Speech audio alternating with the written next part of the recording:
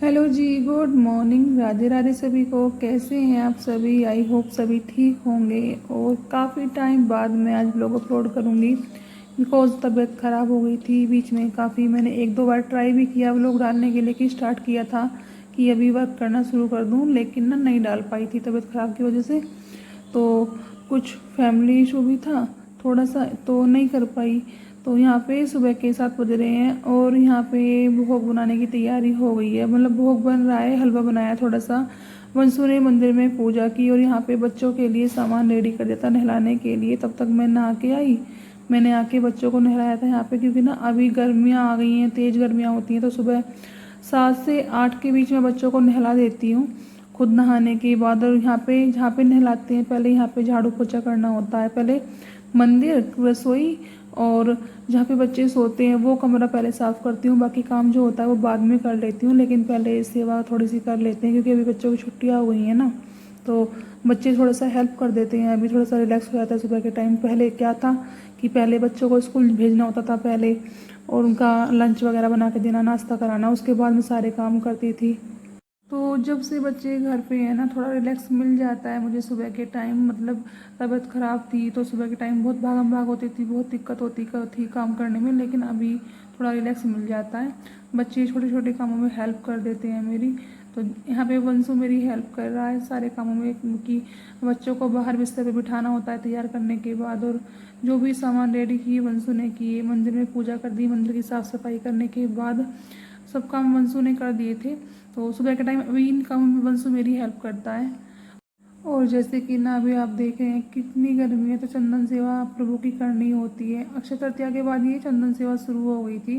तो उनको सुबह गंगा जल डाल के जल से नहलाना होता है। अच्छे मतलब कॉटन के वस्त्र उनको पहनाने होते हैं। कोई खास दिन होता है तो उस दिन ही थोड़ा सा हैवी श्रृंगार होता है, और बाकी दिन तो मैं ये रहता है कि नहीं, जैसे हमें गर्मी लगती है उनको भी गर्मी लगती है, तो हम हल्के से हल्के कपड़े उनको पहनाए। यहाँ पे वंशु ने पाउडर दिया है ये मेरे को, मैं वो पाउडर लगा, ठंडा वाला जो पाउडर होता है वो लगाती हूँ। अच्छा, पता है क्या, जब मैं शॉर्ट्स अपलोड करती हूँ तो वहाँ पे ना किसी किसी के कमेंट आते हैं कि खुद सेवा नहीं कर सकते क्या, ये अपने आप अपने नहा भी नहीं सकते ये वगैरह।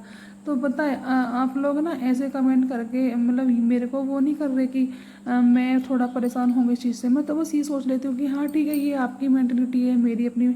मैं तो जानती हूँ कि सेवाएं प्रभु क्या नहीं कर सकते। जो मतलब इतने संपूर्ण जगत को चला रहे हैं वो कर क्या नहीं सकते अपने लिए। बस ये तो हमारे लिए ना एक, मैं बस ये मान ऐसा एहसान मानती हूँ कि मतलब हम इतने अच्छे नहीं हैं। हम मतलब इतने पापी होने के बाद भी, इतनी सारी गलतियाँ करने के बाद भी मेरे को मैं खुद पर्सनल ये बता रही हूँ अपना, कि इतनी मेरे को सेवा दी है ना, मैं तो एहसान मानती हूँ। मैं तो कभी कभी सोच के रो भी जाती हूँ इस चीज़ों की, इतनी कृपा कैसे कर दी मेरे पे। और कोई कोई तो ये भी बोलता है कि इतने चौंचले करने की ज़रूरत क्या है, ये वो वगैरह। मतलब चौंचले क्या होते हैं? देखो, आप अगर पत्थर को भी पूजोगे ना भगवान का भी मान के विश्वास करके, तो वहाँ से भी आपको अनुभूतियाँ अनुभव होने मिलने लग जाएंगे। लेकिन यहाँ पे तो इस रूप में साक्षात भगवान है, ये तो रूप भगवान ने खुद लिया था। तो पता नहीं कैसे लोग सोच लेते हैं ऐसी बातें, मुझे नहीं पता। लेकिन मेरे लिए तो मेरे भगवान सब कुछ है। मतलब मैं बीमार हुई, मैं क्या बताऊँ अपना, मैं इतना ही बोल सकती हूँ। मैं बीमार हुई तब भी मुझे ये नहीं था कि मैं किसी बड़ी प्रॉब्लम में जा रही हूँ या मैं कुछ, मतलब मेरे को ये था जो है उनकी मर्जी से है, वो मुझे पता है वो ज़्यादा कुछ होने नहीं देंगे मुझे।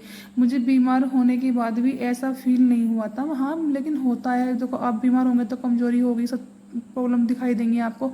लेकिन बीमार होने के बाद भी मुझे ऐसा फील नहीं हो रहा था कि मैं बहुत ज़्यादा बीमार हूँ, ऐसा नहीं लग रहा था। यहाँ पे ना प्रभु का जो, मैं तो तब से बीमार थी तो श्रृंगार थोड़ा सा हट गया था। बच्चे नहीं कर पाते हैं, सुबह सेवा खुशी कर देती थी, तो मैंने यहाँ पे उनका श्रृंगार किया है। जो ये कलर है मैंने आपको पहले भी कई बार दिखाए हैं, ये एक्रेलिक कलर्स होते हैं। तो खुद को थोड़ी ड्राइंग आनी चाहिए, तो इतना तो हम घर पे खुद कर लेते हैं। तो पहले मेरा जो पहला श्रृंगार था ना वो कहीं कहीं से हट रखा था, उसको साफ़ किया, उसके बाद नया श्रृंगार किया है। इस श्रृंगार के ऊपर करने के लिए ना एक पॉलिश आती है, वो पॉलिश का डब्बा बड़ा पैक आता है, छोटा पैक नहीं आता, तो वो पॉलिश नहीं हो पाती है ना, तो इसलिए बार बार श्रृंगार हट जाता है। उनका नया नया श्रृंगार करना अच्छा भी लगता है, और मैं उनके बोलती हूँ कि जैसा भी आपको अच्छा लगे ऐसा श्रृंगार करा लेना। और बहुत बार तो ना मैं मतलब लगता है कि मुझे कि शायद मुझसे श्रृंगार बिगड़ जाएगा, लेकिन ना उन्होंने कभी, मैं उनको जब श्रृंगार करने बैठती हूँ तो बोलती हूँ कि जैसा आपको पसंद आया आप ऐसा करा लो। यहाँ पे ना ये अष्टगंधा वाला वो था चंदन जो होता है, और ये जो सिंपल आता है चंदन, वो मिक्स करके चंदन सेवा की थी। उनके माथे पर गालों पर गलचप्पे लगाने होते हैं चंदन के, क्योंकि ना अभी बहुत गर्मी हो गई तो चंदन जो है ना ठंडक देता है, तो वो सेवा की थी। वो सेवा भी इनकी गर्मियों चलेगी। आप चाहो तो आप रोज़ कर लो, माथे पर लगाना होता है, गालों पर लगाना होता है, नहीं चाहो तो आप एक दिन कर लो, मर्जी आपकी, लेकिन मैं कोशिश करती हूँ कि रोज़ लगा दूँ। यहाँ पे फिर उनका अच्छे से श्रृंगार किया। उसके बाद यहाँ पे देखो, जैसे मैं अभी ये चंदन लगा रही हूँ, माथे पे लगाऊंगी और यहाँ पे ना गालों पे लगाएंगे। बाकी ना दिन में क्या करती हूँ, अभी सुबह के टाइम श्रृंगार कर दिया है, लेकिन खाना खिलाने के बाद, भोग लगाने के बाद ना श्रृंगार को मैं हल्का कर देती हूँ। मेरा मन ये रहता है कि नहीं, इतना हैवी में जब हमें गर्मी लगती है ना, तो उनको भी ऐसी ही लगती होगी। श्रृंगार जरूरी नहीं है, उनका कंफर्टेबल होना ज़रूरी है, कंफर्ट रहना चाहिए उनको।